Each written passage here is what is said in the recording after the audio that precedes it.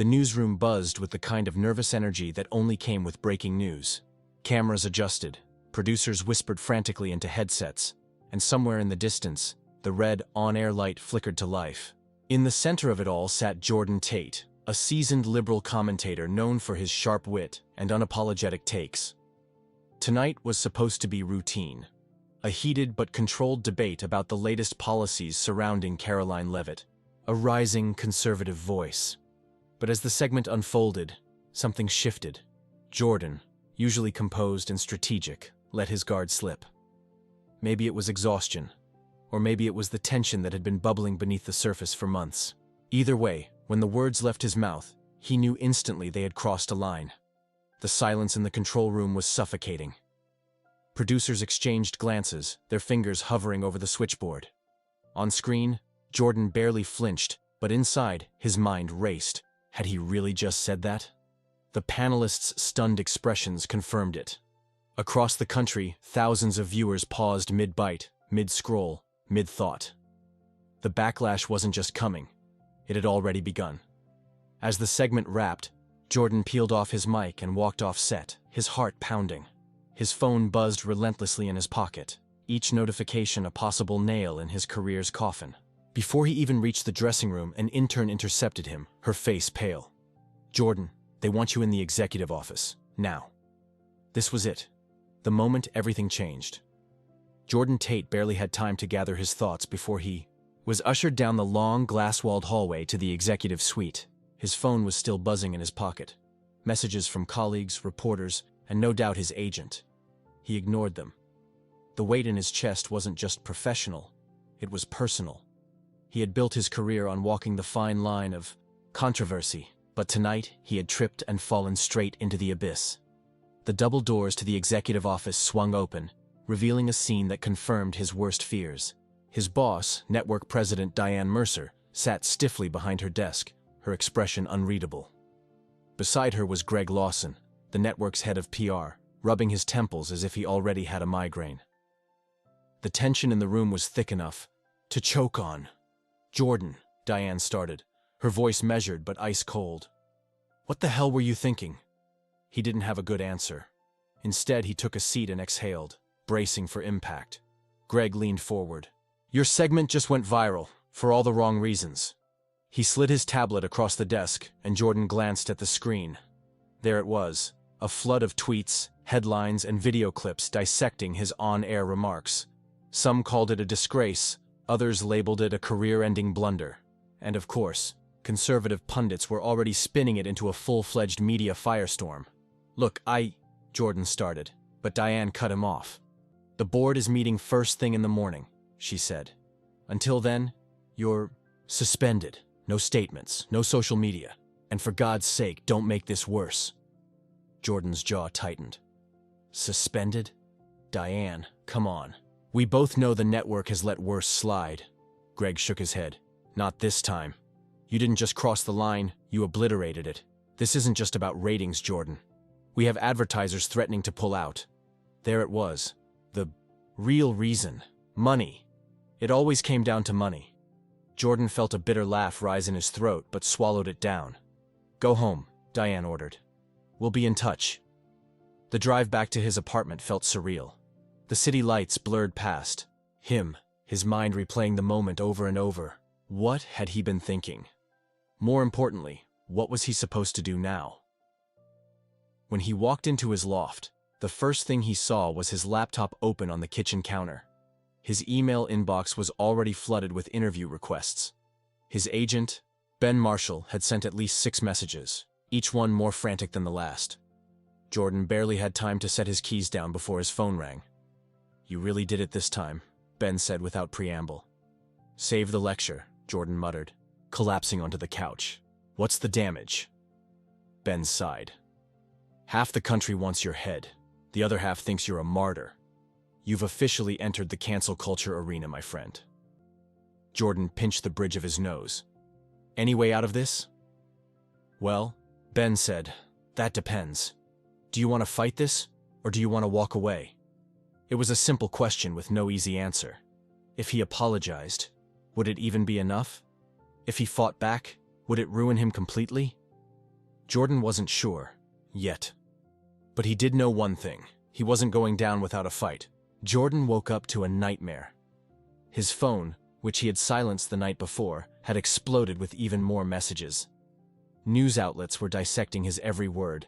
Talking heads on both sides of the political spectrum were debating his fate. And worst of all, social media had turned him into the story. He sat up, rubbing his face, and turned on the TV. The first channel he landed on was running a segment titled, "Jordan Tate's Career in Freefall. Can He Recover?" He muted the sound before he could hear the panelists tear him apart. Instead, he scrolled through Twitter. "Cancel Jordan Tate" was trending. So was "Stand with Tate." The divide was stark. While conservative commentators called for his termination, many of his supporters defended him, arguing that he was being unfairly targeted. Some claimed the backlash was overblown, that he had only said what many were already thinking. But others, even longtime fans, were disappointed. Jordan closed the app, feeling a tightness in his chest. He had been in the media long enough to know how this worked. Once the machine started rolling, it didn't stop until it crushed everything in its path. His agent, Ben, called again. This time, Jordan answered. "Tell me you've got good news," Jordan said, though he knew better. Ben scoffed. "Define good news. I just got off the phone with the network. They're meeting in 2 hours to decide whether to fire you." Jordan exhaled slowly. "So, I'm done." "Not necessarily. They're considering an apology tour, maybe a sit-down interview where you clarify your remarks. But let's be real, Jordan. They're looking for an easy out." Jordan paced his apartment, frustration bubbling beneath the surface. "They want me to grovel?" "They want you to survive," Ben corrected. "But it's your call. You could fight this. Some of your supporters are rallying. They're pushing back against the network, calling it censorship." Jordan ran a hand through his hair. "Yeah? And what about the ones calling me a disgrace?" Ben hesitated. "You can't win everyone back, but you need to decide who you want to be in this story. The villain, the victim, the redeemed?" It was a fair question, but before Jordan could answer, his door buzzer went off. Jordan opened the door to find his longtime friend and former colleague, Rachel Carter, standing there with 2 coffees and a look that said, "You're an idiot, but I'm here anyway." "Figured. You'd need this," she said, stepping inside without waiting for an invitation. Jordan took the coffee and sank onto the couch. "How bad is it?" Rachel raised an eyebrow. "Do you really want me to answer that?" "Not really." She sat across from him, crossing her legs. "So, what's the plan?" Jordan leaned back, staring at the ceiling. "Ben thinks I should apologize." Rachel studied him. "And what do you think?"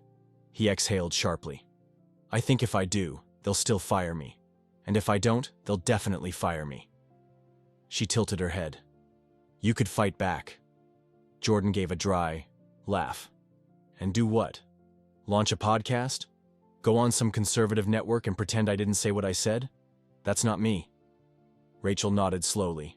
"Then maybe the question isn't how to fix this, it's what you actually believe. Did you mean what you said?" Jordan didn't answer right away. That was the problem, wasn't it? He had been in the media game for so long, always calculating his next move, that he hadn't stopped to really think about it. Had his comment been reckless? Yes. But was it completely unjustified? Rachel stood. "I've known you a long time, Jordan. You're not perfect, but you've always fought for what you believe in. If this is the end of your time at the network, maybe it's the start of something else." Her words lingered long after she left. Because deep down, Jordan knew she was right. This wasn't just about salvaging his career. It was about deciding what came next. And for the first time since this all began, he started to see a way forward. Jordan sat in his dimly lit apartment, staring at his reflection in the blank television screen. His mind replayed Rachel's words over and over. "Did you mean what you said?" It was such a simple question, yet it carried the weight of everything that had led to this moment. The answer should have been clear. He had built his career on hard-hitting political commentary, pushing back against hypocrisy, calling out power when necessary. But somewhere along the way, had he lost sight of where his convictions ended and his brand began? Before he could Spiral further, his phone buzzed with an incoming call. Not Ben this time. It was an unknown number. Curious, he answered. "Hello?" A low, steady voice responded. "Mr. Tate, I think you should see something before you decide your next move." Jordan tensed. "Who is this?" "A friend," the voice replied. "Check your email." The call ended. Jordan hesitated only a second before grabbing his laptop. His inbox had a new message from an address he didn't recognize. No subject line, no text. Just a single attachment, a video file. His pulse quickened as he clicked it open. The footage was grainy, like a hidden camera recording. But the audio was crystal clear. It was a conversation, one taking place inside the network's executive offices. Diane Mercer's voice came through first. "This whole thing is a headache we don't need. Jordan's a liability now." Another voice. "Greg Lawson. Then let's make it easy. We let the outrage build for another day or two, then cut him loose. But we control the narrative." "How?" Diane asked. Greg's voice turned smug. "We push the idea that he went too far even for us. Make it clear that his rhetoric has always been a problem. That way, we look like the responsible ones, and we don't alienate our audience. In a few months, we bring in someone else to fill his slot, and everyone moves on." Jordan's blood ran cold. This wasn't just about him misspeaking or pushing the limits of commentary. This was a calculated decision. The network had already decided to cut him loose. The apology, the interviews, it had all been a farce. They weren't giving him a chance to repair his image. They were setting him up to be the scapegoat. He leaned back in his chair, exhaling sharply. He should have expected this. Media was a game of optics and power, and he had just learned in no uncertain terms that he was expendable. A strange thing happened then. The anxiety and doubt that had been choking him for the past 24 hours dissipated. In its place was something sharper, something clearer. An hour later, Jordan met Ben at a quiet bar on the Lower East Side. Ben had been reluctant at first, insisting they keep things low-key, but after hearing the urgency in Jordan's voice, he agreed to meet. "What's so important? That it couldn't wait?" Ben asked, sipping his whiskey. Jordan slid his phone across the table. The video paused at a crucial moment. "Watch." Ben's brow furrowed, but he hit play. As the recording unfolded, his expression darkened. By the time it ended, he looked both furious and impressed. "Well," Ben said, setting the phone down, "that's some nuclear-grade ammunition." Jordan smirked. "You think?" Ben let out a low whistle. "So, what's the plan? Leak this and watch them implode?" Jordan leaned forward. "Not just yet. If I release this now, they'll do damage control. Call it a deep fake, claim it's out of context, whatever. But if I play them first, make them think I'm going along with their plan." Ben nodded, catching on. "Then when they officially fire you, you drop this and expose the whole game." Jordan's grin was razor sharp. Exactly. For the first time in days, he felt in control. This wasn't about salvaging a career anymore. It was about showing the world the truth, and he was going to make damn sure everyone saw it. Jordan stood outside the network's headquarters, staring up at the imposing glass facade that once symbolized his power, his platform, his voice. Now, it was just a reminder of the machine that had chewed him up and was ready to spit him out. Inside his coat pocket, his phone held the damning video, burning like a live wire. He had the truth, but timing was everything. If he played this right, he wouldn't just expose the network. He would dismantle the entire narrative they were trying to spin. He exhaled, squared his shoulders, and walked inside. The newsroom buzzed, with its usual energy, but the moment Jordan entered, conversations quieted. Eyes darted toward him, whispers rippled through the space. They all knew. His colleagues, some sympathetic, some indifferent, some reveling in his fall, were waiting for the inevitable. Diane Mercer stood by the conference room, arms crossed, exuding her usual air of cool authority. "Jordan," she greeted, voice clipped. "We need to talk." He followed her into the room, where Greg Lawson and a few top executives sat waiting. A legal representative, probably to make sure he didn't make a scene, watched him carefully. Greg cleared his throat and folded his hands. Jordan, we appreciate you coming in. We know this has been a tough time for you. Jordan almost laughed. The condescension was thick enough to choke on. Diane slid a document toward him. We're prepared to release an official statement. You'll step away, take time to reflect, and we'll frame it as an amicable separation. No career suicide, no backlash. You keep your dignity, and we move forward. Jordan leaned back in his chair, tapping a finger against the table. Just like that? Greg smiled. Just like that. Silence stretched between them. Jordan could feel the weight of their expectation, waiting for him to cave, to accept their carefully crafted script. He smiled. Nah. Diane's expression flickered with surprise. Excuse me? Jordan reached into his pocket, pulled out his phone, and placed it on the table. With one tap, the recording began to play. The room went deathly still. Greg's face drained of color. Diane's fingers tightened into a fist. The legal rep sat up straighter, eyes widening. They listened as their own voices sealed their fate, their betrayal, their manipulation. It was all there, undeniable and unedited. When the recording ended, Jordan leaned forward. See, the thing about controlling the narrative? You have to make sure no one's holding a bigger microphone. Greg sputtered. This is private, you can't… Jordan cut him off. Oh, but I can, and I already have. By now this video is in the hands of journalists who aren't on your payroll. Diane's calm facade cracked. Jordan, think about what you're doing, he chuckled. Oh, I have. See, you thought you were setting me up, but you underestimated just how much I love a good story. And this? He gestured around the room. This is one hell of a story. The door burst open. A junior producer hurried in, breathless. The video, it's everywhere. Greg's head snapped up. What? The producer held up his phone, showing headlines already flooding social media. Network executives caught plotting hosts firing. Leaked audio exposes corruption. Jordan grinned. Perfect timing, Ben. Greg shot up from his chair. This is slander. Jordan stood, adjusting his jacket. No, Greg. This is justice.